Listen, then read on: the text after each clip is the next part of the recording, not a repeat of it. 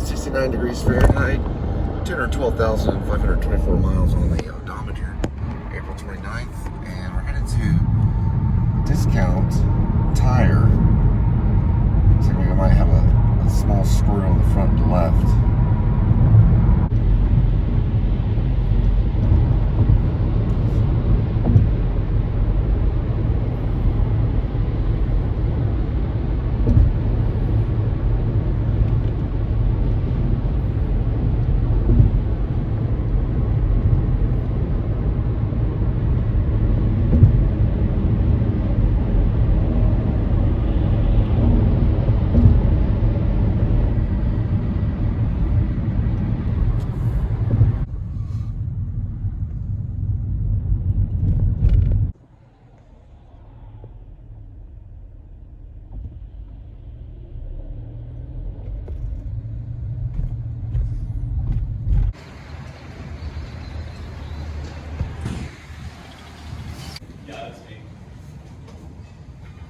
Well, it looks like back right has a bulge, so he's recommending a replacement. And then, of course, the little tiny screw in the left one. I didn't even really film it.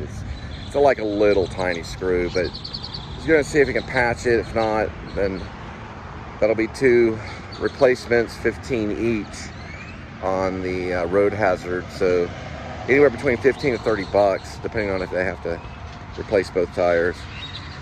I didn't even see the bulge. Those are hard to see. That's kind of like where you clip a curb or you hit a pothole.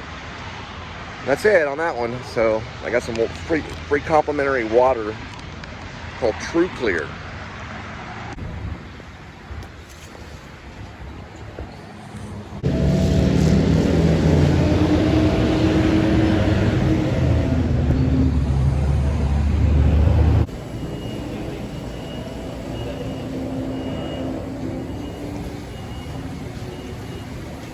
Notice that junior cone's $1.49. You don't find stuff for like $1.40 anymore. It's $1.49, but still. $1.49. A biker dude by the bridge. Looks like someone just mobbed.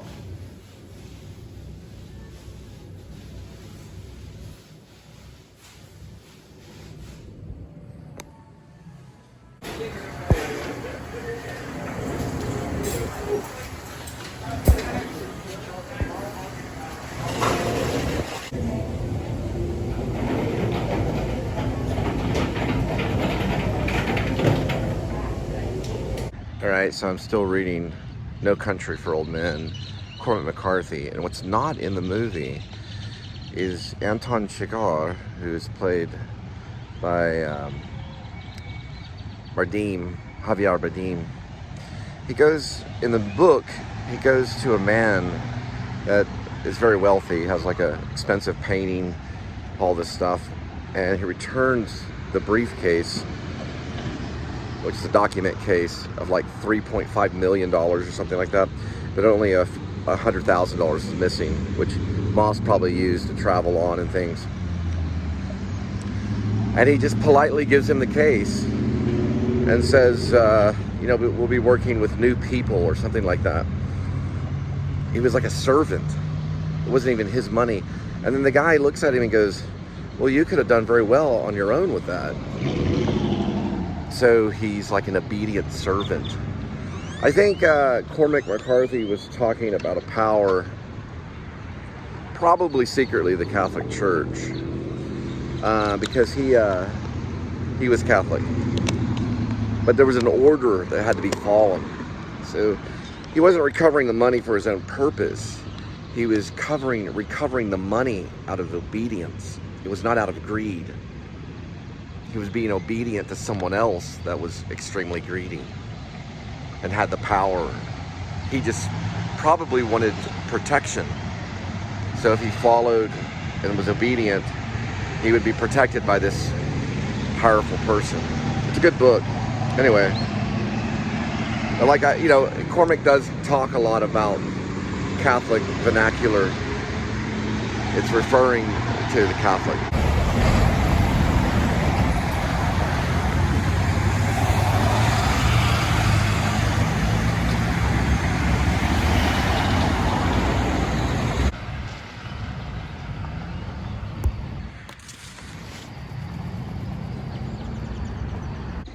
So what's interesting about Cormac McCarthy's No Country for Old Men and Ethan and Joel, or Joel and Ethan Cohen's book, or screenplay.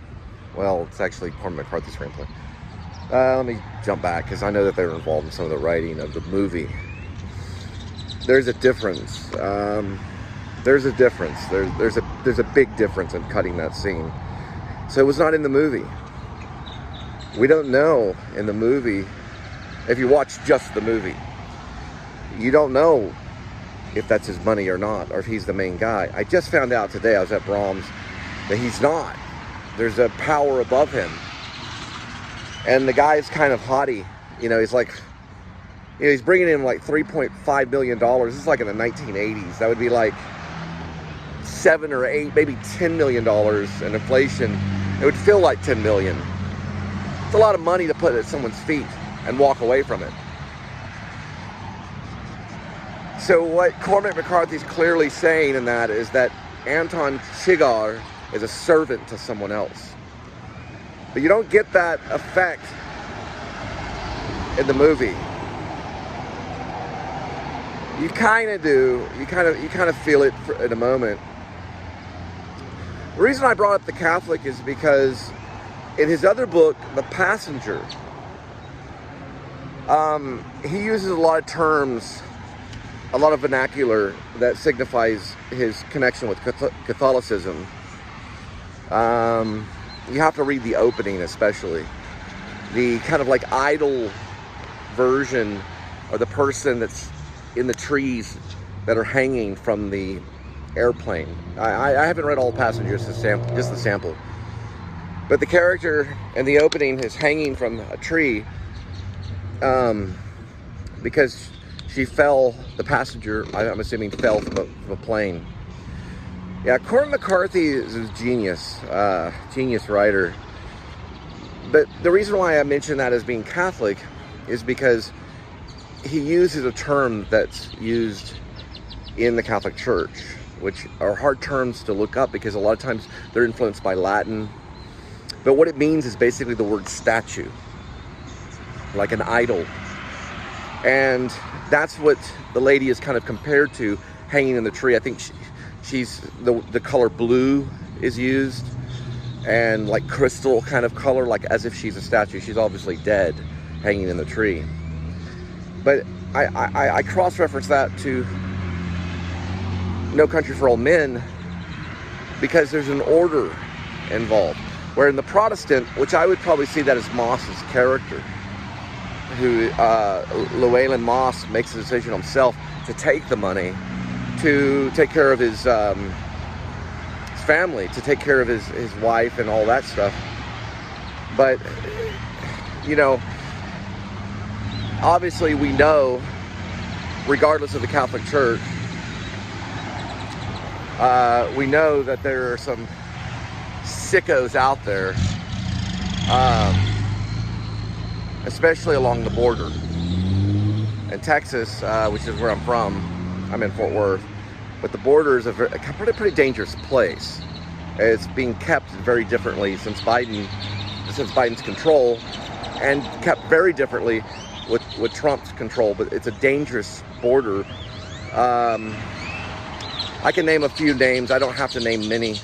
There's been many people buried out of ritual and things, like satanic ritual stuff, in way down in the south, way further down from Brownsville and all of that stuff. Right outside of that, we've got many cases in different areas of just people going missing. Even today, we have video footage of people that have traveled across the border just to get medical treatment, because it's very expensive to have a medical insurance here in the United States and even in Texas.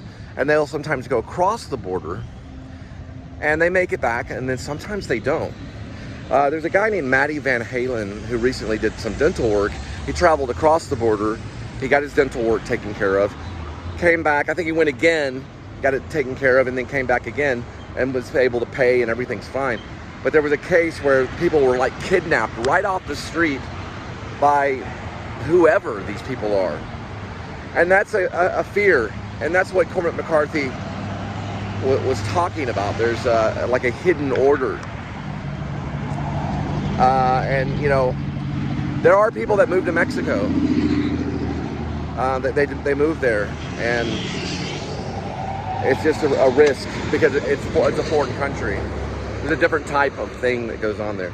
A lot of people say some of the towns are run completely by gangs. I know Haiti has that problem now in a very heightened sense. They have video footage of it, of these gangs basically running the entire country.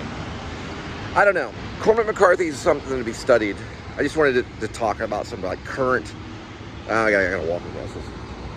Current issues. I don't know if you can hear everything with all the traffic. The current issues that have been going on, that could continue going on. And that alone right there makes a big statement. That scene where Anton Chigurh goes in and lays the money down, $3.5 million to like a head boss, and says, I'll take care of the rest of the problem. The next scene, he goes and kills Llewellyn's, or Llewellyn's, I guess it's Llewellyn's wife, Llewellyn was already killed. He was saying there's an intense danger. There's an immediate danger in messing with those kinds of things. I personally have had a friend that was killed. Channing Freelove was killed over $3,000 of marijuana money by this supposed order. Whether it's connected to Catholic or whether it's connected to crazy druggies, we don't really know. But I can tell you this, there was once a war between the Catholic and the Protestants. That's true, it's documented. They fought with swords and shields and killed one another. There was burnings, beheadings. It was a horrible mess over ideals. Is Cormac McCarthy talking about ideals? Yes, he is. He is associating it with something. And he is using power, or the fear of power, great power that we don't even understand, as a character in No Country for Old Men. But there's a great power that's evil. I do see Llewellyn as a Protestant character. You know, he calls Carla Jean, you know, he's kind of talking like kind of hick and stuff like that. So it's debatable if that's the case. You know, Cormac was very strange in the interviews. He was very calm. He wrote these just masterpieces. Very calm person. He almost didn't really want to comment about them. But it's a good book. Read it. No Country for Old Men. I'm still reading it. It's an amazing scene that the Coen brothers cut out of the movie. They just chose not to have that scene in the movie. Probably because of pacing. Screenplay, I just turned in a screenplay to a movie store just the other day, and they're like, yeah, it's too wordy, all this other stuff. I know, I'm going this way. They're tough. A movie, you only have 2 hours to keep a person glued. Now with a book, you can keep them glued for years. It's just words. With a movie, you only have so much time, so there's probably a reason why. And you know, maybe if I go to an interview, because I sometimes interview some of these stars and stuff, I'd probably ask Joel and Ethan Coen, why was that scene particularly cut? Maybe it wasn't. I need to go back and look at the movie, but I'm pretty sure it was cut. I don't remember that. I do remember the scene with Wells where they give him a card to go look for Anton Chigurh. I don't remember the scene where he drops off the case. I think they cut that. Yeah, it's called a document case. It's got like $3.5 million in it. They would have had to cut that. And because we know that Llewellyn throws it over the fence between the borders of Texas and Mexico. And it lands right there in the grass. And we see that. We don't ever see it recovered then. They just jump right to the murder, or the insinuation. It's more of a insinuating the murder of Carla Jean, because we don't see it. Which I'm about to read that scene now. The next scene would be basically what I'm thinking is Anton Chigurh walks off from Carla Jean's house after. I didn't get the fact that she is returning from a funeral of her mother. Anyway, so she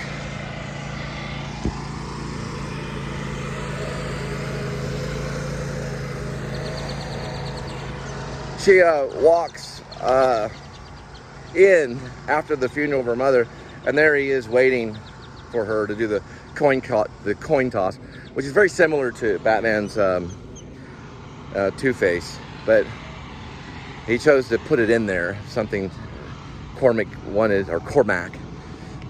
And so we don't see that scene. I don't know if you see it in the book. It's very similar to the book, though, because you don't see the slaying of Llewellyn.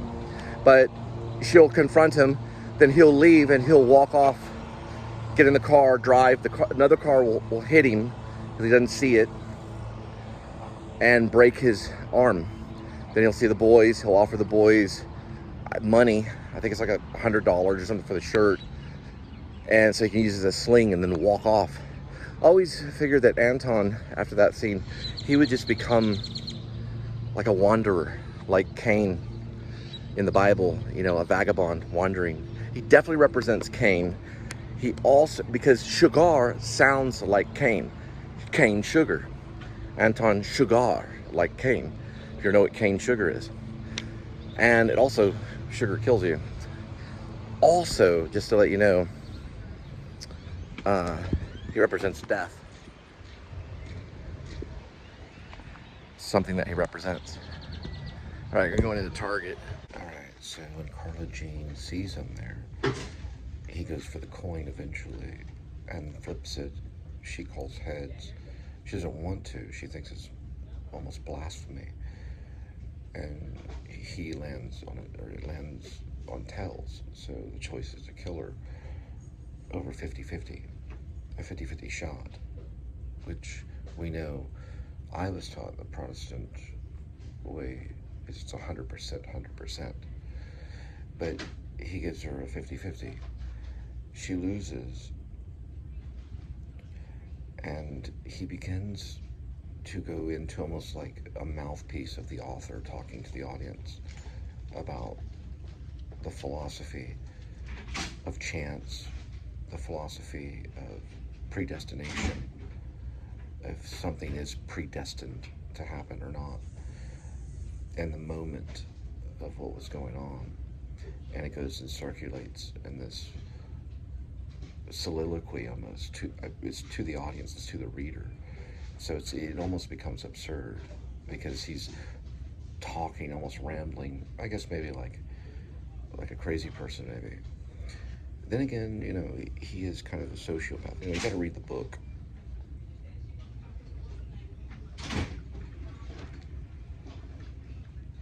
You have to read the book.